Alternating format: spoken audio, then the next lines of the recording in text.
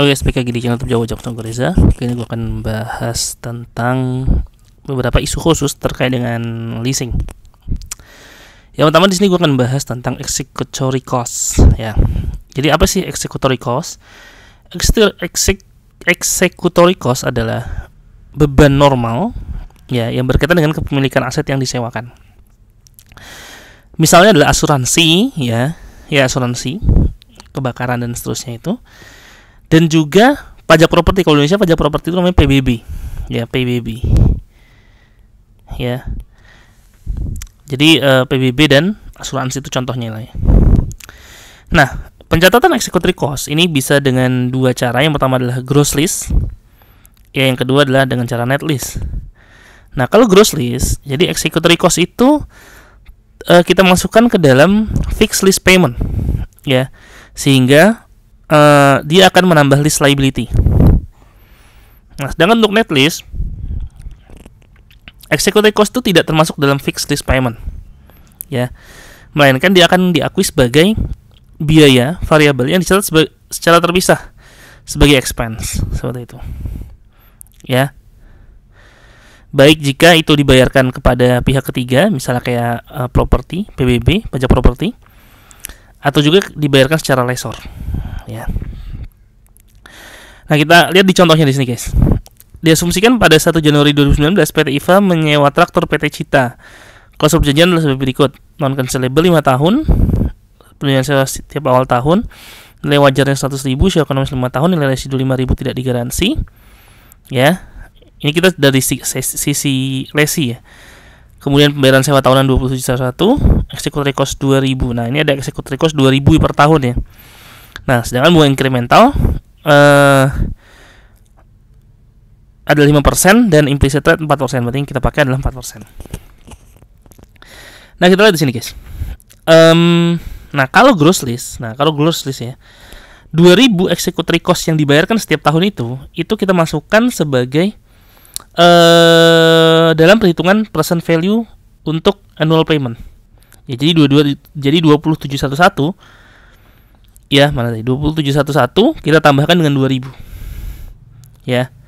Sehingga kita dapatkan setelah kita kalikan dengan present value interest factor annuity due untuk 4% dan 5 tahun, dapatnya adalah lease liability-nya 105.150. Ini kalau gross lease. Nah, kalau net lease dia tetap seperti ini perhitungannya, jadi pakai 27711 sehingga kita dapatkan present value-nya adalah 95.890. Nah, sedangkan executory cost-nya itu tidak termasuk sebagai lease payment, tetapi dia dicatat secara terpisah sebagai expense. Seperti itu, guys. Nah, ini ya untuk executory cost. Selanjutnya, kita akan bahas tentang prepayment, uang muka, dan insentif. Nah, kita lihat di sini apa bedanya insentif dengan prepayment. Lease prepayment itu adalah uang muka. Jadi uang muka yang dibayar di awal, yang dibayarkan lesi, dan dia akan meningkatkan aset hak guna. Dia akan meningkatkan rate of use asset. Ya, rate of use asset akan meningkat dengan adanya cash tersebut. Nah, sedangkan lease incentive payment adalah dia sesuatu yang diberikan dari lessor kepada lesi, ya. Misalnya agar lesi bersedia mengadakan kontrak sewa dan akan mengurangi aset hak guna. Sebenarnya insentif ini kalau gue lihat di sini kayak cashback. Ya, dia tuh kayak cashback. Jadi apa ya? Kita bayar sekian. Kalau misalnya kita mau kontrak nih, ntar gue balikin deh cashnya sekian gitu. Jadi dia seperti cashback sistemnya. Yaitu adalah apa namanya? Insentif ya, insentif. Itu seperti itu apa nature-nya. Nah, kita lihat di sini apa bedanya antara prepayment dengan insentif. Nah, untuk prepayment kita lihat ya. Kita asumsikan bahwa PT IFA membayar uang muka prepayment kepada PT Cita 10.000. Jadi ada prepayment. Nah, kita lihat di sini, guys. Jadi, nah ini ya kita lihat ya. Jadi dengan adanya prepayment tadi, ketika si lessor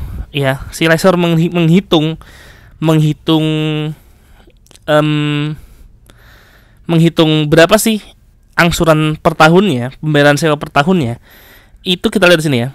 Yang pertama 100.000, ya, kemudian dikurangi dengan nilai sisanya 4110 ya. 4110 jadinya 95890. Nah, dikurangi 10.000. Dapatlah 85890. Ya, dibagi present value annuity due 5 tahun dan 4%, 4,6299, dan mendapatkan di sini pembayaran sewa 18.511. Ya. 18.511. Sehingga lease liability kita 18.551 dikali dengan present value interest factor annuity due 5 tahun dan 4%. Ya, jadinya 85890. Sehingga pencatatannya gini guys di sini. Ya. Yang pertama lease liability-nya 85890, rate of use asetnya tetap 95890 ya, tetapi ada cash di kredit 10.000 gitu ya guys. Jadi dia lease liability-nya berkurang. Ya. Jadi 85890. Jelas ya guys di sini.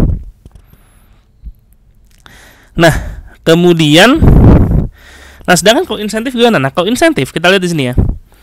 Perhitungan ini tidak ada bedanya. Ya, karena ini adalah cashback ya guys. Jadi perhitungan sampai sini gak ada bedanya. Dia tetap 95890. Tetapi di sini ada insentif yang dibayarkan lessor kepada lessee. Nah, sehingga apa? Sehingga dia akan mengurangi nilai rate of use asetnya, karena memang aset itu kan diukur sebesar cost yang kita keluarkan untuk mendapatkan aset tersebut kan.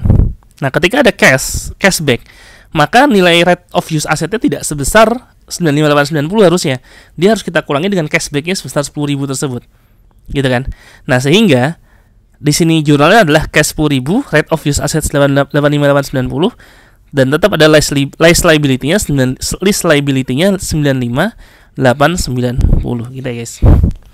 Nah, kemudian untuk pembayaran pertamanya adalah lease liability pada cash tetap 20711 karena memang dia pokok lease liability-nya adalah 95890 seperti yang awal tadi. Gitu ya guys, bedanya antara prepayment dengan insentif. Nah, terakhir kita akan bahas tentang initial direct cost. Apa itu initial direct cost? Initial direct cost merupakan biaya tambahan yang tidak mungkin dibayar jika sewa tidak dieksekusi. Jadi dia ada biaya-biaya tambahan. Ya, dan dia biasanya ada di awal. Seperti itu. Namanya juga initial direct cost. Jadi dia adanya di awal ya. Direct cost yang initial, yang di awal. Nah, initial direct cost itu akan yang dibayarkan oleh lessee itu akan dicatat sebagai penambah rate of use asset. Tetapi dia tidak akan menambah lease liability. Ya, karena biasanya dibayarnya menggunakan cash di situ guys. Dia dibayarkan menggunakan cash. Nah, initial direct cost yang dibayarkan oleh lessor akan dicatat sebagai beban jika dia adalah sewa pembiayaan bagi lessor nih. Tapi jika jenisnya adalah sewa operasi, maka initial direct cost akan dicatat sebagai beban yang ditangguhkan deferred expense dan akan diamortisasi sepanjang masa sewa. Ini ya bedanya ya kalau untuk lessor. Nah, apa saja sih yang termasuk initial direct cost? Di sini ada beberapa contoh. Contohnya adalah komisi kepada agen yang suka agen properti misalnya seperti itu, yang nyewain atau agen apapun yang sebagai perantara lah, atau biaya legal, biaya hukum ya yang timbul dari pelaksanaan sewa, misalnya akta notaris dan seterusnya, biaya persiapan dokumen sewa yang terjadi setelah pelaksanaan sewa, serta pertimbangan yang dibayarkan untuk jaminan nilai sisa oleh pihak ketiga yang tidak terkait ya.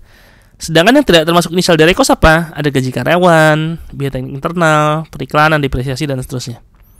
Ya. Contoh kita lihat di sini. Asumsikan pada tanggal 1 Januari 2019, PT IFA menyewa traktor kepada PT Cita. Klausul perjanjiannya adalah sebagai berikut. Sifat perjanjiannya adalah non-cancelable 5 tahun, 100.000 5 tahun, residu 5.000 tidak digaransi. Ini sama kayak tadi ya, cost asetnya 85.000. Ya, berarti dia pakai sales type list. Ya, pakai sales type. Metode revaluasi. Pembayaran sewa tahunan 2711 dan ada PT IFA membayar konsultan hukum sebesar 100 dan PT Cita membayar konsultan hukum sebesar 200. Bunga inkremental 5%, garis lurus implicit rate 4% diketahui PT IFA, berarti pakainya 4%. Nah, kita lihat di sini. Konsultan hukum, biaya konsultan hukum yang dibayar oleh PT IFA, si lessee, dia akan mengurangi rate of use asset. Menambah rate of use asset. Karena memang itu ya. Aset itu diukur sesuai dengan cost, sesuai dengan biaya perolehan atau biaya yang dikeluarkan sampai dengan aset itu siap untuk digunakan. Nah, berarti di sini rate of use asetnya dari dia adalah 95.890 ditambah dengan 100 initial direct cost tadi 100. Jadi 95.990. Kemudian yang pertama sama tadi jurnal yang pertama untuk pembayarannya lease liability pada cash. Kemudian untuk lessor kita lihat di sini. Untuk kalau misalnya ini adalah finance lease, ya kalau ini adalah finance lease, maka ya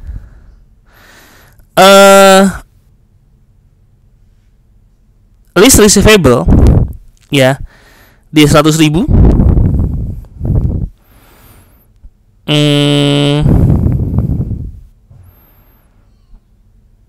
ya benar ya 100.000 ya di sini. Kemudian ada sales revenue-nya 95.890 gitu kan. Nah, kemudian COGS-nya ya COGS-nya dia adalah 80.890 ini dari mana? Dari 85.000 ya dikurangi dengan ini ya dengan present value dari ini dari nilai residunya ya dari nilai residunya. Kemudian untuk inventory-nya tetap 85.000 di sisi kredit ya. Kemudian di sini ada cash list receivable biasa untuk jurnal pembayaran pertama. Nah, untuk executive cost initial direct cost-nya dia kita akui sebagai expense ya di sini ya. Legal expense pada cash. Nah, kita lihat bedanya dengan yang operating list. Kalau operating list ya dia ini ya, dia operating list jadi cash pada unearned revenue, kemudian di awalnya nah cash pada unearned sales revenue ya, ini pada saat pembayaran. Nah, kemudian untuk yang 200-nya ya dia diakui deferred expense pada cash. Ya, deferred expense pada cash. Jadi deferred expense-nya adalah akun aset ya, guys. Akun aset. Nah, tetapi di akhir tahun dia akan diamortisasi. Ya, akan diakui sebagai beban. Ya. Selama 5 tahun tadi. Namanya bukan amortisasi mungkin ya, pembebanan aja ya. Dia akui sebagai beban. Ya. Selama 5 tahun. Jadi 200 tadi 200 euro dibagi dengan 5 tahun. Jadi 40 per tahun diakui di setiap akhir tahun. Nah, ini ya guys, untuk initial direct cost. Kira-kira itu yang bisa gue sampaikan di video kali ini. Dan ini adalah materi leasing ya, yang terakhir. Jadi ini adalah kemudian nanti akan kita lanjutkan dengan materi materi koreksi kesalahan dan error correction dan ya sejenis itulah, gue lupa namanya, change in accounting policy dan seterusnya. Oke, kira-kira itu yang bisa gue sampaikan. Jangan lupa like, subscribe, dan komen di channel YouTube gue. Dan apabila kalian merasa video ini bermanfaat, bisa di share di seluruh sosial media. Jangan lupa belajar terus. Bye bye.